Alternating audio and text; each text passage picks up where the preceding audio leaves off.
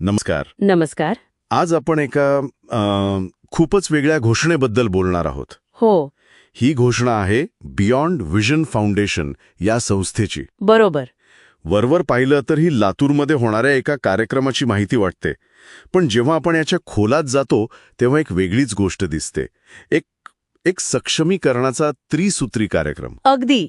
कौशल्य, कला आणि प्रेरणा ही घोषणा आहे जानेवारी 2026 मध्ये होणाऱ्या ब्रेल महोत्सवाबद्दल. हा, पण याचं वैशिष्ट्य कार्यक्रमात नाही तर तो कसा आखला गेला आहे यात आहे. म्हणजे बियॉन्ड व्हिजन फाउंडेशन ही संस्था तिच्या नाविन्यपूर्ण उपक्रमांसाठी ओळखली जाते आणि त्याची झलक इथे आपल्याला स्पष्ट दिसतीये. चला तर मग या त्रिसूत्रीतला पहिला मुद्दा पाहूया. कौशल्य. त्यांनी 10 ते 16 वयोगटातल्या अंध विद्यार्थ्यांसाठी एक राज्यस्तरीय ऑनलाईन ब्रेल वाचन स्पर्धा ठेवली आहे. हो. यात विद्यार्थ्यांना पाठ्यपुस्तकातला एक उतारा वाचून त्याचा व्हिडिओ पाठवायचा आहे.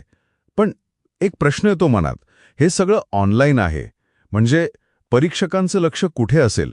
फक्त वाचनावर की देहबोलीवर सुद्धा? नाही, हा खूप चांगला प्रश्न आहे. काही आव्हानं असतील यात? खरं तर पारंपरिक ब्रेल कौशल्याला ऑनलाईन व्हिडिओची जोड देणं ही फक्त सोयीची गोष्ट नाहीये. अच्छा. यातून एक मोठा संदेश जातो की दिव्यांग व्यक्तींसाठी तंत्रज्ञान हे फक्त एक साधन नाहीये, तर ते समान संधी निर्माण करण्याचं एक खूप शक्तिशाली माध्यम आहे. बरोबर. या एका उपक्रमाने लातूरमधल्या आयोजकांनी थेट ग्रामीण किंवा दुर्गम भागातल्या विद्यार्थ्यांसाठी स्पर्धेचे दरवाजे उघडले आहेत, जे कदाचित प्रवासाच्या अडचणीमुळे मागे राहिले असते. अगदी. आता महाराष्ट्राच्या कुठल्याही कोपऱ्यातला विद्यार्थी घर बसल्या यात भाग घेऊ शकतो. केवढी मोठी सोय आहे ही. म्हणजे एका बाजूला झालं वाचन कौशल्य, पण माणसाच्या विकासासाठी फक्त बौद्धिक कौशल्य पुरं नाही का? नाही, कला पण तितकीच महत्वाची. आणि मला वाटतं त्यांच्या दुसऱ्या स्पर्धेचा उद्देश तोच आहे. अगदी. दुसरी स्पर्धा आहे राज्यस्तरीय मराठी सुगम गायन स्पर्धा. 2 गटांमध्ये. हो, कनिष्ठ आणि वरिष्ठ. पण यातली जी सगळ्यात लक्षवेधी गोष्ट आहे ना, ती म्हणजे स्पर्धकांना वाद्य आणि वादकांची साथ संस्थेकडूनच मिळणार आहे. हे वरवर साधं वाटतं, पण याचं महत्त्व किती आहे? अहो, हा खूप मोठा अडथळा दूर केल्यासारखा आहे. खरंच. हो.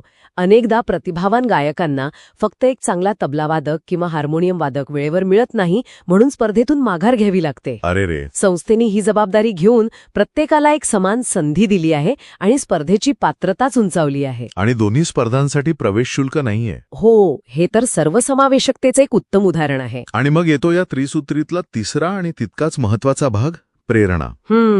महोत्सवाच्या शेवटच्या दिवशी म्हणजे 4 जानेवारीला श्री दिनेश गोपीनाथ महाजन यांच्या वाटेवरल्या पाऊलखुणा या आत्मचरित्राचं प्रकाशन होणार आहे. आता या तिन्ही गोष्टी एकत्र जोडून बघा. बरोबर. एकीकडे ब्रेल वाचनातून कौशल्य विकास, दुसरीकडे गायनातून कलेला वाव आणि तिसरीकडे एका यशस्वी व्यक्तीच्या आत्मचरित्रातून थेट प्रेरणा. हो ना. हा केवळ एक कार्यक्रम नाहीये.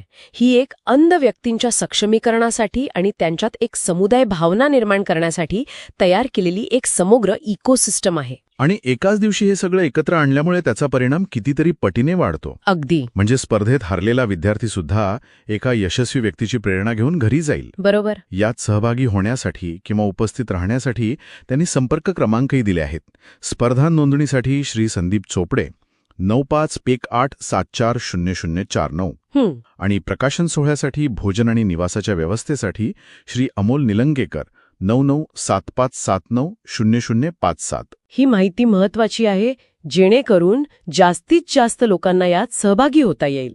थोडक्यात सांगायचं तर लातूरमध्ये होणारा हा एक छोटा कार्यक्रम वाटू शकतो, पण देशभरात अशा उपक्रमांची चळवळ उभी करण्यासाठी हा एक उत्तम मॉडेल ठरू शकतो. अगदी बरोबर. जाता जाता एक विचार येतोय मनात. बोला. या माहितीत म्हटलं आहे की आत्मचरित्रात लेखकाने अनुभवांचं हुबेहूब वर्णन केलं आहे. हो. यावर विचार करायला हवा की जेव्हा एखादी व्यक्ती आपल्या संघर्षाच्या प्रवासाची नोंद करते तेव्हा ती फक्त इतरांना प्रेरणा देत नाही, तर त्या लिहिण्याच्या प्रक्रियेतून त्या व्यक्तीची स्वतःच्या वाटेवरल्या पाऊलखुणांबद्दलची स्वतःची समज कशी बदलत असेल